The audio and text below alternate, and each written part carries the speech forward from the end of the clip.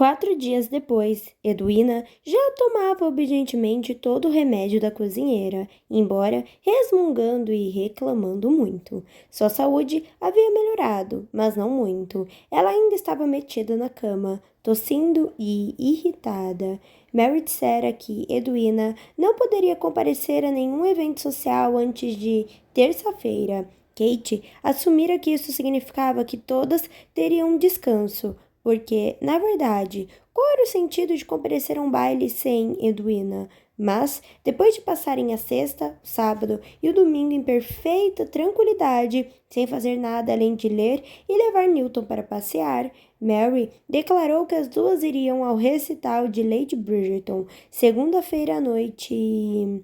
Nesse momento, Kate tentou explicar por que isso não era uma boa ideia. Ponto final. Kate logo desistiu de argumentar.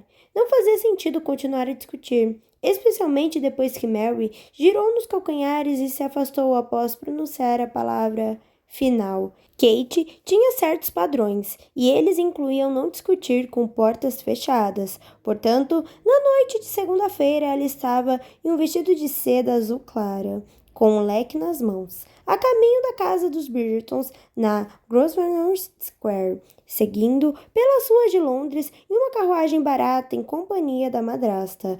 Todos ficarão muito surpresos em nos ver sem Edwina, comentou Kate, ajeitando com a mão esquerda a renda preta da capa. Você também está procurando um marido, retrucou Mary. Kate ficou em silêncio por um instante. Não tinha muito o que dizer sobre isso, já que, afinal, deveria ser verdade. E pare de amarrotar sua capa, acrescentou Mary. Assim, ela ficará vincada a noite inteira. Kate obedeceu. Então, começou a bater com a mão direita no banco durante alguns segundos, de forma ritmada, até Mary dizer no impulso: Meu Deus, Kate, fique quieta. A senhora sabe que não posso, respondeu ela. Mary apenas suspirou. Após outro longo silêncio pontuado somente pela batida de seu pé, Kate acrescentou: Edwina ficará solitária sem nós. Mary nem se deu o trabalho de olhar para ela. Ao falar, Edwina tem um romance para ler, o último daquela tal Jane Austen. Nem perceberá que saímos. Isso era verdade. Se a cama pegasse fogo enquanto ela lia, talvez Edwina nem percebesse. Kate disse então: A música provavelmente será terrível. Depois daquela história do Smiths, quem se apresentou no recital do Smiths foram as filhas deles, retrucou Mary, soando um pouco impaciente. Lady Bridgerton contratou um cantor de ópera profissional vindo da Itália. É uma honra termos sido convidadas.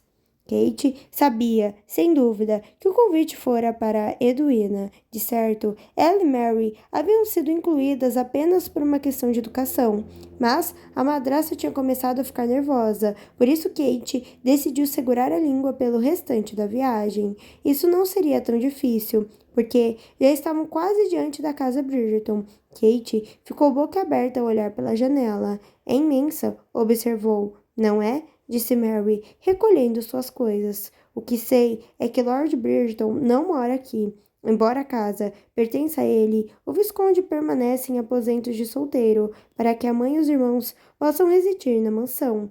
Não é muita consideração da parte dele?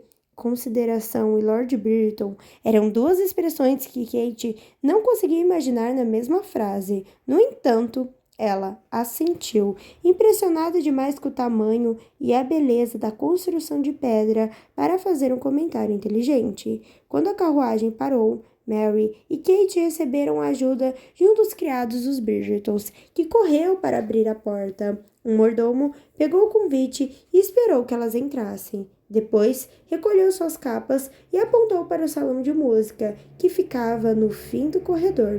Kate já estivera em mansões londrinas suficientes para não se espantar com o luxo e a beleza óbvios da mobília, mas, mesmo assim, ficou impressionada com a elegância e a sobriedade da decoração da casa Bridgerton. Até os tetos eram obras de arte, em tons claros, de verde e azul, com as cores separadas por uma sanca branca tão intricada que parecia quase uma renda. O salão de música também era adorável, com suas paredes de uma agradável tonalidade de amarelo-limão. Havia fileiras de cadeiras dispostas para os participantes, e Kate logo conduziu a madrasta para uma das últimas. Na verdade, não havia motivo para querer ficar em um lugar de destaque. Sem dúvida, Lord Bridgeton estaria presente se todas as histórias sobre sua devoção à família fossem reais. E se Kate tivesse sorte, talvez ele nem notasse sua presença. Mas, ao contrário, Anthony soube exatamente quando Kate desceu da carruagem e entrou na casa de sua família. Estava no escritório degustando um drink solitário antes de se dirigir ao recital anual da mãe. Por uma questão de privacidade, preferia não morar ali enquanto fosse solteiro, mas mantinha um escritório. Sua posição de chefe da família trazia grandes responsabilidades e Anthony achava mais fácil cuidar dessas atribuições na própria mansão.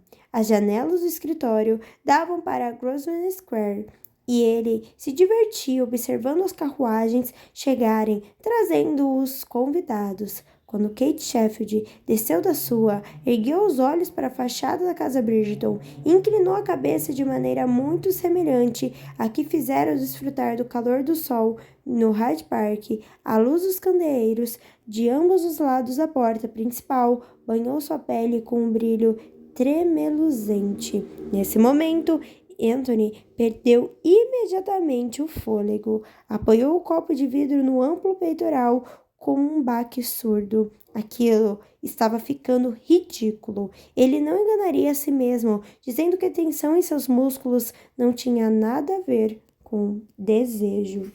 Droga, ele nem sequer gostava daquela mulher. Ela era muito mandona, muito teimosa e tirava conclusões rápido demais. E não era nem bonita, ao menos quando comparada a alguma das damas que estavam em Londres para a temporada, principalmente a própria irmã. O rosto de Kate era comprido demais, o queixo muito pontudo e os olhos enormes. Tudo nela era excessivo, até a boca, que o matara de constrangimento com seu fluxo infinito de insultos e opiniões, era carnuda demais. Nas raras ocasiões em que ela a fechava e lhe proporcionava um abençoado instante de silêncio, já que, de certo, não conseguia ficar calada por mais que apenas um instante, tudo o que ele via eram os lábios cheios, carnudos e, desde que ela os mantivessem fechados, sem dizer uma palavra, eminentemente beijáveis. Anthony estremeceu.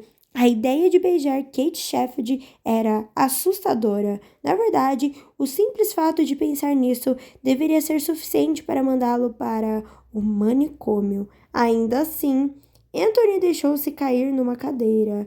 Ainda assim, sonhara com ela. Acontecera após o fiasco no lago Serpentine. Ele havia ficado tão furioso com ela que mal podia falar. Foi surpreendente que, no fim das contas, tivesse conseguido dizer alguma coisa a Edwina durante o rápido percurso de volta à casa dela. Tudo que conseguira produzir fora uma conversa educada, palavras irrefletidas, banais, que saíam de sua boca sem que ele se desse conta.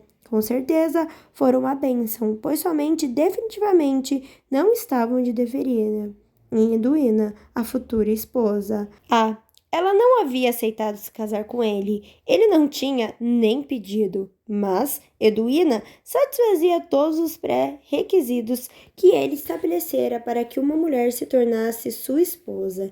Anthony já havia decidido que ela seria a pessoa com quem se casaria. Era bonita, inteligente e tranquila, atraente sem fazer o sangue dele ferver. Os dois passariam anos agradáveis juntos, mas ele nunca se apaixonaria por ela.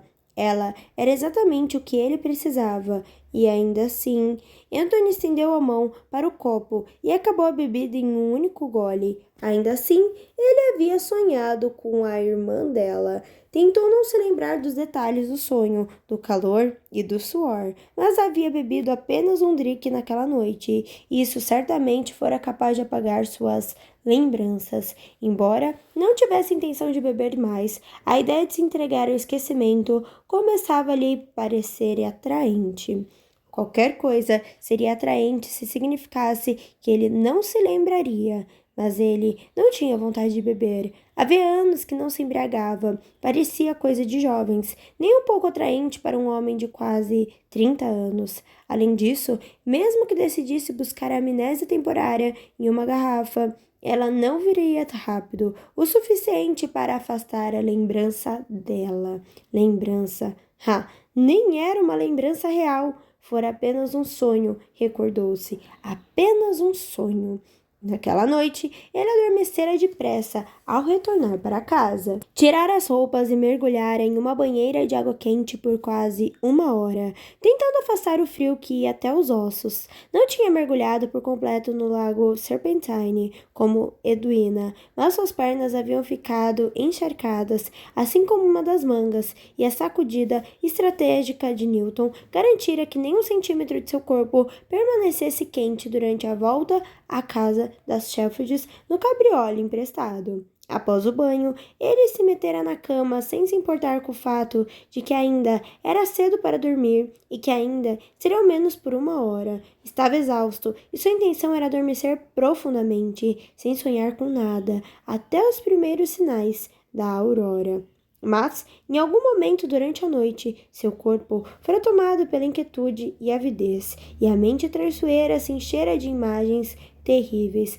Ele as observava como se flutuassem próximo ao teto, e ainda assim sentia tudo, seu corpo nu movendo-se sobre uma forma feminina flexível, as mãos acariciando e apertando a carne quente, a confusão agradável de braços e pernas, o aroma almiscarado de 2 corpos apaixonados. Tudo isso estivera ali, quente e vívido em sua cabeça, e então ele se movera, um pouco apenas, talvez para beijar a orelha da mulher cujo rosto estava oculto. No entanto, quando se afastara para o lado, a fisionomia dela, aos poucos, ficara evidente. Primeiro, apareceu uma mecha densa de cabelo, castanho escuros, encaracolando-se suavemente e fazendo cócegas em seu ombro. Então, ele se afastou mais ainda e a viu.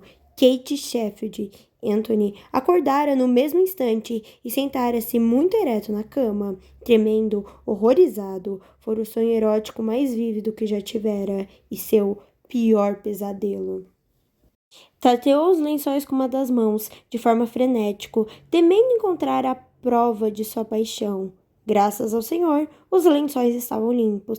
Assim, com o coração disparado e a respiração ofegante, ele voltou a se reclinar nos travesseiros com movimentos lentos e cautelosos, como se isso, de alguma maneira, pudesse evitar a repetição do sonho. Fitar o teto durante horas, primeiro conjugando verbos em latim e depois contando até 1000, numa tentativa de manter o cérebro concentrado em algo que não fosse Kate Sheffield e, para sua surpresa, conseguir exorcizar a imagem da mente e adormecer.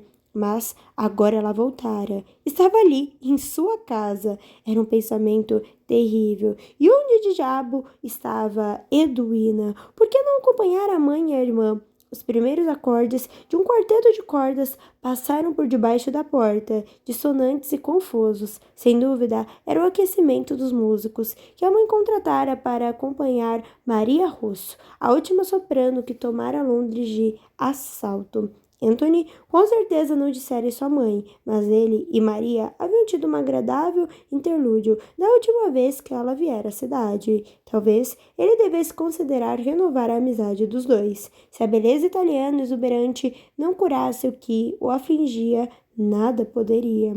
Ele se levantou e empertigou os ombros, consciente de que parecia se preparar para uma batalha. Droga, era assim que se sentia. Talvez, se tivesse sorte, conseguisse evitar qualquer contato com Kate Sheffield. Imaginava que ela não teria interesse em interromper o que quer que estivesse fazendo para entabular uma conversa com ele. Já ficara muito claro que a opinião que ele tinha dela era recíproca. Sim, era isso que faria. Evitaria Kate Sheffield. Não podia ser difícil, não é?